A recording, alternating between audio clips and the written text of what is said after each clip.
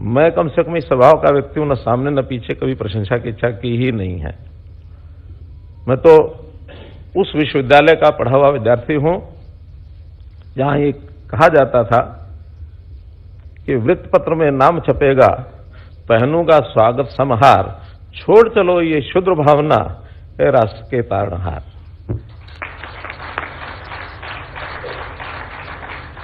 आखिर तो हम कोई काम करते हैं किसी प्रशंसा के लिए नहीं करते हैं, काम करते हैं हमारा अपना एक दायित्व है, हमको एक काम सौंपा गया है और उस काम सोचने में, काम को करने में जो सोच होती है, जो एक दृष्टिकोण होता है, वो कहीं ना कहीं से व्यक्ति को प्राप्त होता है।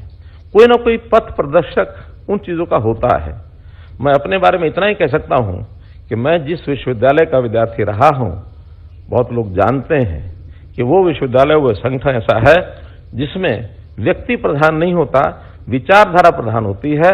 विचारधारा के आधार पर जो काम करना है, जो दायित्व मिला है, उसको विचारधारा के आधार पर ही आगे करना है। और विचारधारा में जो हमको मिला सीखने को, वो अपने देश और समाज, इसको आगे रख के, मोदी जी कहते हैं हमेशा इंडिया फर्स्ट, सोसाइटी फर्स्ट, हम अपने आप को बाद में रखें, फिर सब चीजें अपने आप सूझती हैं। उस समाज की तकलीफ क्या है, उसको कैसे दूर करना है। और खास करके जैसे हमें से बहुत लोग जमीनी कार्यकर्ता हैं, जमीन से जुड़े रहते हैं, हमको पता है कि जब सामान्य व्यक्ति थे तो उस समय कैसी कैसी कठिनाइयां हमारे सामने थी। उन सब कठिनाइयों को कैसे ठीक करना, समस्या का हल निदान क्या हो सकता है, अगर हम सोचते रहेंगे तो कुछ ना कुछ सामने आएगा। मोदी जी के साथ काम करने का अवसर मिला 90s का जो आखिरी 6 वर्ष, 94 से लेकर के 2000 तक, तो उन 6 वर्षों में बहुत विचार आते थे। और उस समय सरकार में तो मैं नहीं था, लेकिन सरकार के साथ सहयोगी की भूमिका में चौधरी बंसीलाल जी के साथ हम लोग थे लगातार 2.5-3 साल का वो समय भी था। अन्य प्रांतों में हमारी सरकारें थी, हिमाचल में खास करके मेरा आना जाना होता था, उस समय भी चीजें सामने आती थी। हम कई सुझाव देते थे कि ये ऐसा करने से ये समस्या ठीक हो सकती है। मोदी जी के सामने रखते थे तो मोदी जी कहा करते थे कि मेरे सामने क्यों रखते हो। मैंने कहा मैं पूछना चाहता हूं ये बात ठीक है कि गलत है। कहने लगा कभी मत सोचो, कभी मत पूछो, जो आपको लगता कि अच्छा है और ये समाज हित में हो सकता है उसको करना शुरू करो, अगर खराब होगा तो छोड़ दो, ठीक हो तो चलाए रखो। इतनी छूट मोदी जी देते थे। और एक शब्द प्रयोग करना चाहिए तो जैसा वो प्रयोग धर्मी आज भी हम देखते हैं कि कितनी नई चीजें उन्होंने देश के दिशा को ठीक करने के लिए की हैं, वही स्वभाव, वही संस्कार हमने भी अपने संगठनों से सीखा है कि प्रयोग धर्मी बनकर के नए प्रयोग करने में कोई हर्ज नहीं है, कहीं कोई दिक्कत नहीं है।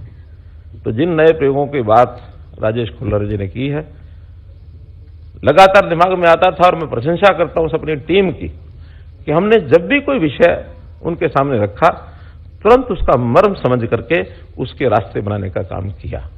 सब योजनाओं के पीछे जिन लोगों ने भी सहयोग किया इन 9 वर्षों में, उन सब का बहुत आभारी हूं। हमने इसमें उपलब्धियों का जिक्र करेंगे तो लंबी हो जाएंगी, उपलब्धियां नहीं, लेकिन जो मूल बिंदु हैं जिसके ऊपर बात की जा सकती है वो है सुशासन, वो है अंत्योदय। आखिर इन 9 वर्षों के अंदर कुछ शब्दों में चीज को सामने रखना हो तो उसके अंदर हमने अभी लेटेस्ट तो ये कहा कि 7S ये हमारी भूमिका में रहेंगे, शिक्षा, स्वास्थ्य, सुरक्षा, स्वाभिमान, स्वावलंबन और सुशासन और सेवा। ये 7S के ऊपर आधारित होकर के हम अपनी सरकार को चलाएंगे। और अगर किसी चीज को ठीक करेंगे, जिसको हमने बिल्कुल जो नासूर बनी हुई चीजें हैं, वो है इस प्रदेश का जो उस समय का क्राइम था, उस समय का करप्शन था, और caste based society, caste based politics. Society में तो कास्ट रहेगी, कहीं जाएगी नहीं हो, लेकिन इसको पॉलिटिक्स में उपयोग करने के बाद जो इसका दुरुपयोग करते रहे राजनीतिक लोग, उसको भी कैसे ठीक करना। हरियाणा एक, हरियाणा में एक का नारा देकर के हम आगे बढ़े। और आज कोई भी ये नहीं कह सकता कि मनोहर लाल के मुख्यमंत्री बनने के बाद और किसी एक जिला विशेष पर ही फोकस किया, बाकी हरियाणा छोड़ दिया, वरना ये इतिहास रहा हरियाणा का। प्रदेश के मुख्यमंत्री होते थे लेकिन काम किसी एक या 2 जिलों में ही रहता था, आगे नहीं होता था। हमने पूरा सारे समाज को समरसता के आधार पर और एक सम्यक विकास, ये हमारी कुल मिलाकर के काम की जो चीज रही। 2014 में जो प्रदेश की अव्यवस्थाएं थी, उन अव्यवस्थाओं को दूर कैसे करना है, इन सब चीजों को ठीक करने के लिए लगातार काम करते रहे। काम करते हुए बहुत लोग उस समय कहते थे कि आप काम बहुत कर रहे हैं, लेकिन जनता को जानकारी नहीं है। यानी ऐसा जैसे कोई उत्पादक किसी चीज का उत्पादन करता है, उत्पादन करके रख ले और बेचे नहीं तो उसका उपयोग नहीं है। मेरा कहना यह था कि हम अपना काम कर रहे हैं और जो काम कर रहे हैं उसका खैर किसी न किसी को लाभ तो होता ही है। जो लाभ होता है, लाभार्थी है, जो प्रभावित होता है, जो व्यक्ति जिसको कुछ सुख शांति मिलती है, आखिर वो अपने आप बोलेगा तो बोलेगा। लेकिन फिर भी हमारे कुछ साथी, सहयोगी, समर्थक, प्रशंसक वो सब कहते थे नहीं, इससे काम नहीं चलेगा। हमें इसको कहीं ना कहीं एक प्लेटफॉर्म पर ला करके आगे बढ़ाना होगा। हमें मीडिया के माध्यम से आगे जाना होगा। बहुत तरह के मीडिया, सोशल मीडिया है, हमारा प्रिंट मीडिया है, हमारा इलेक्ट्रॉनिक मीडिया है। तो आजकल नई नई विधाएं ही सब चल पड़ी हैं, तो उसके सारे आगे बढ़ना चाहिए। बहुत सरकारें ऐसा करती हैं, बहुत व्यक्ति ऐसा करते हैं, अपने आप को आगे बढ़ाने के लिए दुनिया भर का सारा बजट लगाते हैं। कभी भी 9 साल में हमने उतना नहीं किया, फिर भी जितना आवश्यक उतना सब करते रहे। लेकिन जब ये सारा करते करते पचनंदा जी से जब बातचीत हुई तो उन्होंने कहा कि नहीं, हमको यह करना चाहिए कि इन सब चीजों को एक पुस्तक में संकलित करेंगे तो एक ही समय में एक ही स्थान पर सब चीजें उपलब्ध हो जाएं, ऐसा कोई प्रयत्न करना चाहिए। तो मैंने तो पचनंदा जी को कहा कि देखिए, आप कर सकते तो करो, मेरे बस का तो कम से कम नहीं है।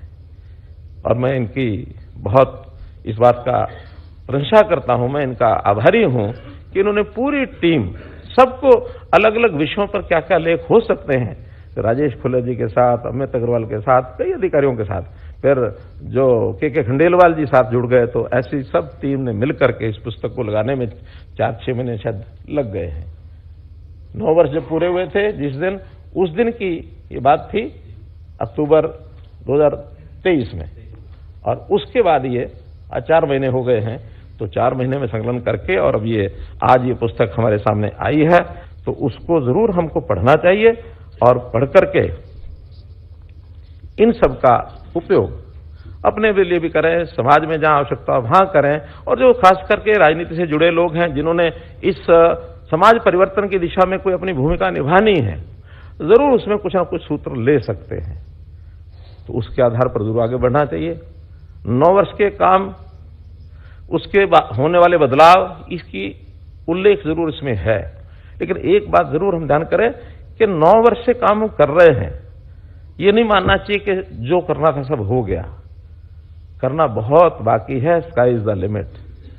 इसलिए उस सारे काम को लगातार जारी रखेंगे और जारी रखने में मेरी अपेक्षा है आपसे भी कि आप भी इस भूमिका में सहयोग करेंगे और इस सहयोग करने में जो जिसके नाते से कर सकते हैं, मेरा मानना है कि आप सब लोग इसका सहयोग करेंगे मुझे।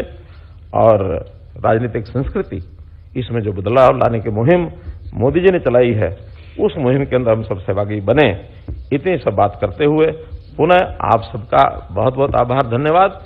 और विशेष रूप से उपराष्ट्रपति जी आदरणीय जगदीप धनखड़ जी, जिन्होंने आज बहुत, मैंने सिर्फ संकेत किया कि ऐसी एक पुस्तिका है, सहर्ष स्वीकार किया। और मुझे तो इस बात की प्रसन्नता है कि जब भी हरियाणा में जिस भी काम के लिए मैं आपके पास गया हूं, आपने तुरंत उसको स्वीकार किया है और हमारा मार्गदर्शन करने के लिए हमेशा तैयार रहे हैं। बहुत उत्साह हमारा बढ़ता है। इसी प्रकार आप हमारा सहयोग करते रहे। बहुत बहुत धन्यवाद, बहुत बहुत आभार।